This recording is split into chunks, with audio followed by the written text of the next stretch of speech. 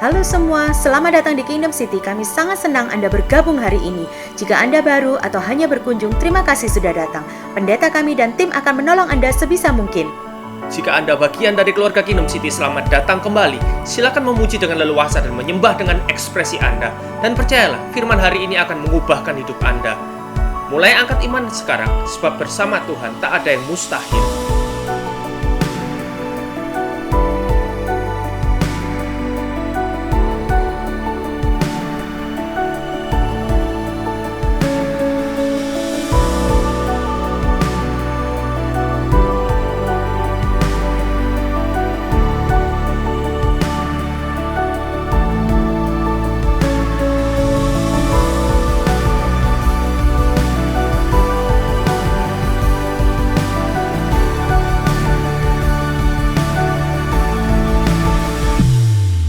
Bapa, bergeraklah dalam kuat kuasa-Mu di ibadah kami. Roh Kudus, bergeraklah di sini. Yang lemah akan Kau kuatkan, yang sakit disembuhkan, dan orang benar diberkati. Yang merasa sendiri akan mengalami kasih-Mu. Biar mujizat-Mu membuat kami terpesona. Ada terobosan memenuhi penyembahan kami. Biar penyingkapan firman-Mu menyejukkan hati kami. Dan yang terhilang akan diselamatkan dalam nama Yesus. Selamat datang semuanya di ibadah kami yang istimewa ini. Ini ibadah Jumat Agung 2021 kita. Dan entah Anda bergabung bersama dari Asia, Afrika, Eropa, yang di Amerika, Australia, Selandia Baru, dimanapun di dunia, kami menyampaikan rasa terima kasih dengan tulus atas waktu yang Anda luangkan untuk bergabung dalam ibadah ini, merayakan dan menghayati makna mutlak dari apa yang diwakili hari ini. Hari ini di seluruh dunia dirayakan peristiwa bersejarah, tapi secara pribadi punya penerapan di masa ini. Bagi setiap orang percaya yang mengenal Yesus Kristus sebagai Tuhan dan Juru Selamat, Jumat Agung adalah hari yang kita ingat kematian Yesus. Tuhan sendiri mengorbankan anaknya sendiri menggantikan saya, menggantikan Anda. Kita akan menyembah bersama tim, ya, beberapa himne, kita akan nikmati waktu bersama ini. Dan saat melakukannya, saya mendorong Anda, buka hati Anda, izinkan Tuhan melayani. Tetaplah bergabung. Kemudian saya akan sampaikan pesan dan menjelang akhir ibadah, kita akan adakan perjamuan bersama. Jadi dimanapun Anda, jika Anda mau siapkan sesuatu yang melambangkan tubuh yang hancur dan darah Yesus, itu bisa biskuit, roti, wafer, jus anggur, atau apapun boleh disiapkan. Dan kita akan melakukannya di akhir ibadah. Saya mau berdoa untuk Anda hari ini. Bapa, aku bersyukur untuk setiap orang di seluruh dunia bahwa saat ini akan ada kekaguman yang luar biasa. Setiap orang akan merasakan hadirat-Mu yang nyata di setiap hati, rumah, dan hub yang terbuka untuk-Mu. Penuhi ruang ini, penuhi tempat ini dalam nama Yesus kami berdoa dan siapkan hati. Amin. Saya berdoa untuk Anda semuanya hari ini, teman, keluarga, orang terkasih, beberapa dari kita yang mungkin tidak terlalu terlibat di gereja, sadar bahwa ada Tuhan tapi mungkin tidak secara pribadi terhubung dengannya. Hari ini akan menjadi pilihan Anda untuk meninggalkan satu jalan dan ikuti jalan lainnya. Ada jalan yang kata Alkitab membawa pada kehidupan dan lainnya menuju kematian. Seperti pilihan ganda yang Tuhan ingin Anda lakukan dengan benar, Dia bahkan memberi Anda jawabnya. Dia berkata, aku memperhadapkanmu hari ini hidup dan mati. Jika kau tidak jelas, pilihlah hidup. Hari ini adalah doa kami Anda memilih hidup. Saya awali dengan menceritakan sedikit tentang Toyota Camry saya di Malaysia. 15 tahun yang lalu saat saya merintis gereja, saya membeli Toyota Camry dan itu sangat membantu saya sampai tahun terakhir saat saya harus pergi. Saya harus pergi ke Perth. Dan sudah dipakai lebih dari 200.000 kilometer. Tapi saya katakan pada orang-orang, mungkin hanya 100.000 yang sah. 100.000 lainnya itu saya tersesat di jembatan layang di jalan raya, menuju arah yang salah, putar balik, melewati tujuan lagi, dan Anda tahu, mungkin hidup Anda terasa seperti itu. Kilometernya banyak, tapi setengahnya terasa seperti sia-sia. Kabar baiknya, di perjalanan apapun bersama dengan Camry saya, selalu ada titik di mana saya bisa memilih untuk berbalik. Mungkin ini hari yang tepat buat Anda. Anda tahu, saya tidak ingin menggeneralisasi tentang Anda semua, tapi ini terjadi pada saya. Kadang harga diri saya terlalu menguasai dan saya berpikir, oh aku aman kok, jalan ini pasti mengarah ke sana. Aku tahu kemana ini arahnya. Atau aku bisa telepon seseorang. Tapi jarang saya berhenti, mempelajari, dan mengamati. Hari-hari ini dengan Waze dan Google Maps, jika harga diri bukan kegagalannya, bisa jadi kita tersesat karena kita terlalu santai dan mengemudi tanpa berpikir. Aku tidak perlu bertanya karena aku tinggal mengikuti saja. Dan semoga itu mengantarku ke sana dan seringkali memang sampai. Tapi saudara, saat Anda berbalik, saat saya dalam perjalanan dan berkata, oke, aku sekarang mengambil jalan keluar, aku harus berhenti dan berbalik. Ada kata dalam Alkitab untuk itu, untuk kata itu adalah pertobatan. Yesus datang dan memberitakan kerajaan surga yang sudah dekat. Dia berkata, bertobatlah, kerajaan surga sudah dekat. Intinya dia katakan berbaliklah. Seperti menyetir mobil ke suatu tempat, Anda berbalik. Berbaliklah karena aku membawa realitasku dan kini dalam genggamanmu. Tapi aku perlu engkau untuk berbalik, untuk mengaksesnya. Jumat Agung merupakan hari di mana Yesus sendiri mati di kayu salib. Dan salib itu menjadi penghalang jalan menuju jalan langsung ke neraka. Coba tebak, Anda dan saya harus memilih untuk berbalik. Mungkin seperti cara mengemudi saya. Kita punya harga diri dan tidak ingin berbalik. Aku lebih tahu, aku pilih jalanku. Aku akan pilih jalanku sendiri. Aku tahu hidupku sendiri. Dan kita menerobos salib itu menuju kekekalan yang sesat. Mungkin bukan harga diri, tapi penyimpangan pikiran. Anda berada dalam keadaan koma oleh rutinitas harian yang sementara dan akhirnya membuat jalan Anda menyimpang. Paskah dan Natal adalah tentang itu dan saya senang Anda bergabung hari ini. Saya ingin membaca satu perikop dari Lukas 15. Ini adalah kisah tentang perumpamaan Yesus tentang anak yang hilang. Jika Anda biasa ke gereja, Anda mungkin pernah mendengarnya, tapi saya ingin membaca beberapa ayat. Ini tentang seorang pemuda yang membuat momen penting. Dia sendiri telah memilih, dia sadar, dia berbalik dan kembali. Ceritanya seperti ini. Yesus berkata lagi, ada seorang mempunyai 2 anak laki-laki, kata yang bungsu kepada ayahnya, Bapa, berikanlah kepadaku harta milik yang menjadi hakku. Lalu ayahnya membagikan harta itu di antara mereka. Beberapa hari kemudian anak bungsu itu menjual seluruh bagiannya lalu pergi ke negeri yang jauh. Di sana ia memboroskan harta miliknya dengan berfoya-foya. Setelah dihabiskannya semuanya, timbullah bencana kelaparan di negeri itu dan ia mulai melarat. Ia pergi bekerja pada seorang majikan di negeri itu yang menyuruhnya ke ladang untuk menjaga babinya. Lalu ia ingin mengisi perutnya dengan ampas yang menjadi makanan babi itu, tapi tak seorang pun memberikan kepadanya. Lalu ia menyadari keadaannya. Katanya, betapa banyak orang upahan bapakku yang berlimpah-limpah makanannya, tapi aku di sini mati kelaparan. Aku akan pergi kepada bapakku dan berkata, Bapa, aku telah berdosa terhadap surga dan Bapa.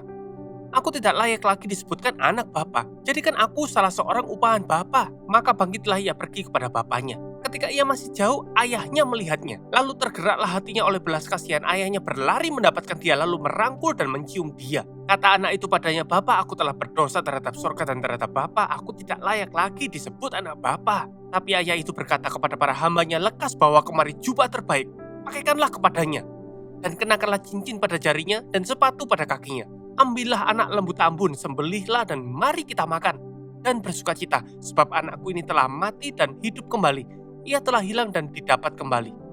Maka mulailah mereka bersukaria. Anda tahu ceritanya berlanjut dan ada kisah tentang kakak laki-lakinya. Dan sungguh ceritanya tentang 2 anak ini. Mereka berdua terhilang. Satu hilang di luar rumah, yang lainnya hilang di dalam rumah. Yang terhilang bukan hanya yang di luar rumah Tuhan, ada orang bahkan di gereja yang terhilang. Karena mereka tidak mengerti hati Bapa. Si bungsu tidak memahami perlindungan rumah Bapa dan ada harga bayarnya. Ada anak sulung yang selalu berada dalam rumah, tapi tidak pernah mengerti hati Bapa. Dan itu adalah cerita lain untuk lain waktu. Tapi fokus saya di Jumat Agung ini adalah si bungsu ini. Momen pentingnya terutama saat dia memutuskan bertobat, di mana dia menjadi sadar dan dalam analogi mengemudi, dia memutuskan untuk berputar. Anda tahu, saat kita bicara tentang pertobatan, orang sering menyamakannya dengan momen religius, dan itu melibatkan kesedihan rohani. Saya akan sampaikan 3 hal dengan cepat di waktu yang ada ini. Pertama, hak istimewa untuk bertobat. Hak istimewa pertobatan. Di seluruh dunia, entah Anda bertemu di hub, Anda bertemu di rumah, entah Anda di Asia, Afrika, Australia, Selandia Baru, Eropa, Amerika Utara, Selatan, dimanapun Anda, saya ingin Anda menyadari apapun warna kulit kita, kita semua diciptakan segambar dengan Allah. Dan Dia memberi kita senjata ampuh yang disebut kehendak bebas. Saya pribadi kadang bertanya, Tuhan, mengapa kau beri kami kehendak bebas? Itu seperti memberi basoka buat anak 5 tahun dan kita membuat kekacauan di planet ini di banyak bidang karena ada pilihan untuk berjalan di jalan yang salah. Dan saya pikir Tuhan kadang akan lebih mudah jika kau membuat kami sedikit lebih robotik atau kau memberi kami sedikit pilihan dan lebih seragam, dan jangan beri kemampuan mengacaukan sesuatu jadi lebih buruk.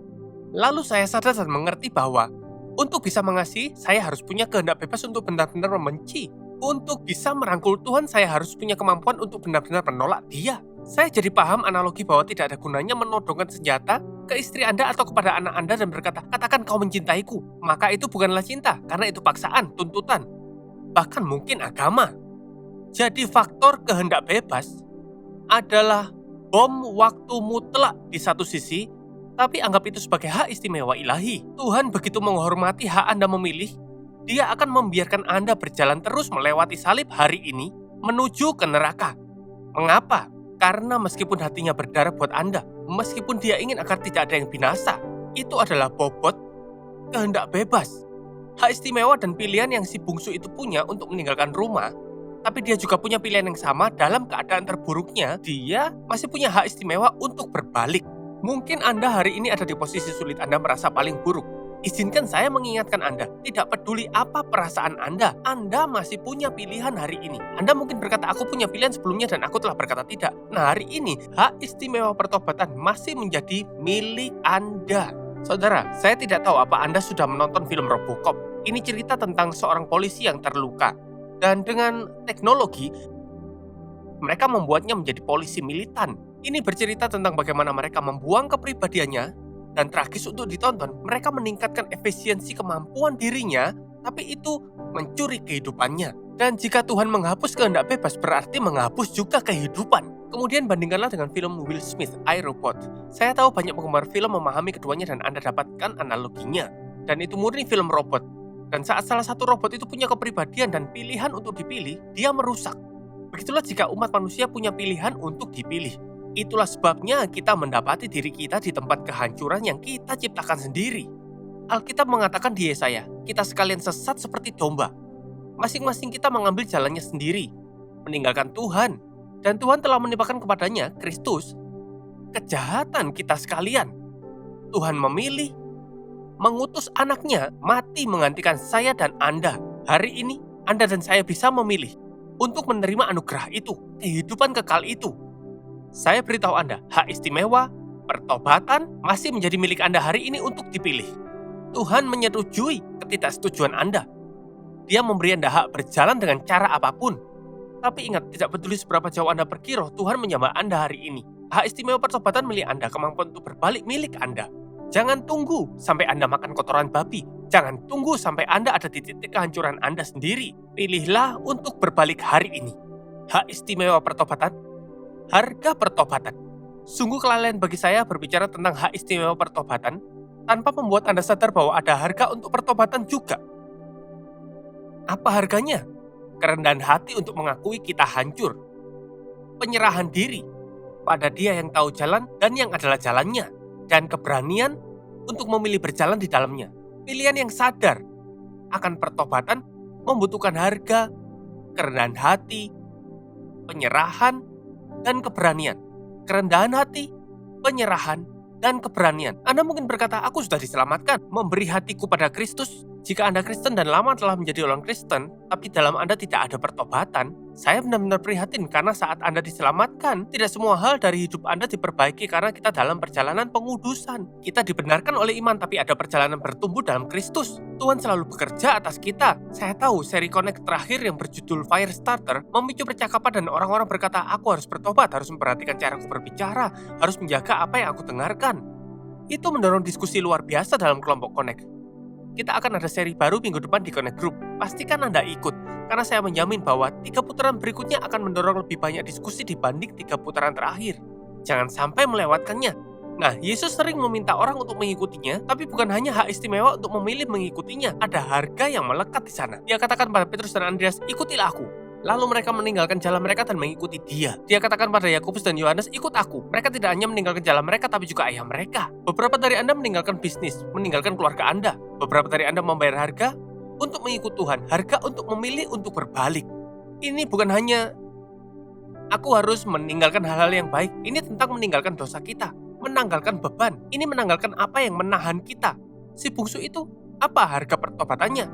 Apa yang harus dia tinggalkan? Dia meninggalkan makanan babi. Anda mungkin berkata, ya itu bukan masalah besar. Malahan baguslah meninggalkan makanan babi. Tapi dia juga harus meninggalkan harga dirinya. Meninggalkan pola pikir menyelamatkan muka. Bahwa aku harus menghadapi keluargaku dan berkata, maaf.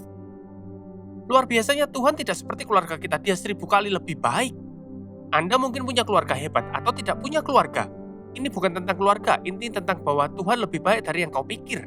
Tuhan lebih besar dari yang kita pikirkan. Jika Anda bayar harganya, jika Anda membuat pilihan, apapun yang Anda lepaskan, saya tegaskan ini tentang harga pertobatan. Apapun itu yang Anda rasa adalah harga bayar Anda untuk ikut Tuhan, itu bagai kelereng dibanding berlian yang akan Dia beri pada Anda sebagai ganti. Itu tidak sebanding dengan kasih karunia yang Dia berikan untuk Anda.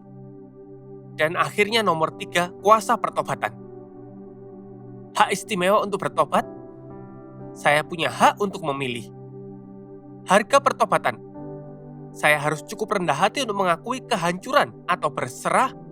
Aku berserah pada firman-Mu dan jalan-Mu, dan keberanian untuk mengikuti Dia. Ketiga, kuasa pertobatan. Saudara, ayah itu tidak mengejar anaknya saat pertama kali pergi. Tuhan tidak akan mengejar Anda. Anda memilih dan Dia menghormati kehendak bebas Anda. Tapi begitu anaknya berbalik, bertobat katakanlah, dan mulai kembali ke rumah ayahnya, sang ayah dari jauh, kata Alkitab, berlari ke arahnya, merangkulnya, memeluknya, dan menciumnya. Jadi Bapa tidak akan mengejar, tapi Dia akan menyongsong Anda. Alkitab berkata, mendekatlah kepada Tuhan, Dia akan mendekat kepadamu. Jadi jika Anda mengambil langkah kecil ke arahnya, Dia akan melakukan lompatan kosmik ke arah Anda. Itulah sifat Tuhan. Tak peduli seberapa baik Dia menurut Anda, Dia lebih baik. Dia lebih dari apa yang bisa kita pikirkan. Tak peduli seberapa hebat Anda pikir Dia lebih hebat. Dia Tuhan yang baik, sungguh sangat baik. Dia Bapa pengasih. Perumpamaan ini menceritakannya. Yesus memberitahu semuanya bahwa jika Anda mau bertobat, jika Anda berbalik, Anda berjalan kembali ke arahnya, ada damai sejahtera, ada kehidupan, ada pesta, ada sukacita, ada reuni, ada pemulihan besar, ada rekonsiliasi yang besar. Mungkin ini adalah hari Anda. Mungkin ini harinya Anda berkata, kau tahu aku tidak akan lakukan ini secara religius. Paskah, Natal, mungkin aku sudah lama duduk di gereja. Mungkin seseorang mengundangku hari ini ke salah satu ibadah ini. Dan dimanapun Anda berada saat ini, Tuhan Maha Hadir. Dia ada di tempat Anda, di hub, di rumah, di auditorium, di belakang gadget, dimanapun Anda berada. Hari ini hari di mana Anda memahami Anda punya hak istimewa untuk bertobat. Ada harganya, tapi selalu sadari bahwa kuasa dan harga pertobatan akan selalu lebih besar dari semua. Sembari kita akhiri, saya akan jujur bahwa saya tidak tahu mengapa si bungsu memilih untuk meminta warisannya dan pergi. Mungkin Anda tumbuh di gereja. Anda tidak melihat relevansi Tuhan selain Natal atau Paskah. Anda melihatnya tereduksi menjadi banyak aturan. Dan Anda melewatkan keindahan Tuhan yang personal dan intim, yang menciptakan Anda, yang mengenal dan mengasihi Anda, yang menciptakan dan punya rencana untuk Anda. Dia mengundang Anda menghidupi sebuah perjalanan, dan Anda memilih menempuh satu jalan. Dan hari ini bisa jadi hari seperti saya saat menyetir. Saat Anda berhenti dan berkata, aku sudah muak dengan kilometer yang tidak sah ini, aku berbalik. Tahukah Anda jika iman dipandang sebagai aturan yang membatasi hidup, Anda melewatkan keindahan salib. Jumat Agung bukanlah tentang kebencian yang membawa kematian, tapi kasih yang menghidupkan. Saya punya cerita sebagai penutup tentang turis Amerika yang datang ke Australia di pedalaman pada tahun 80-an. Dan saya dengar ini langsung dari seseorang yang mengenal petani tersebut. Dia punya lahan seluas 70 mil kali 30 mil. Properti ini besar. Dan turis Amerika ini penasaran dengan skala dan ukuran properti itu. Jadi bagaimana caramu mencegah ternak agar tidak kabur? Dan dia berkata, apa maksudmu? Katanya, kau tidak punya cukup pagar, malah tidak ada pagar. Tidak cukup pagar untuk memagari sesuatu yang besar seperti ini. Petani itu memandangnya dan berkata, kau tidak perlu pagar sebanyak ini. Jika kau punya sumur strategis, jika kau punya lubang air yang tepat, ternak akan ditarik ke tempat di mana ada hidup. Bukan hanya ditahan di tempat berpagar. Yesus datang di era paling berpagar dalam sejarah Yahudi dan mereduksi semua pagar menjadi 2 sumur. Kasihilah Tuhan dan kasihi sesama.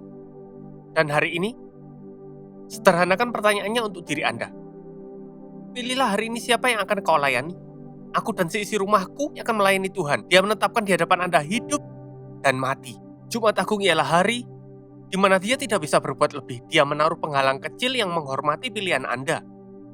Buatlah keputusan untuk mengikuti Dia hari ini. Hak istimewa untuk memilih punya harga.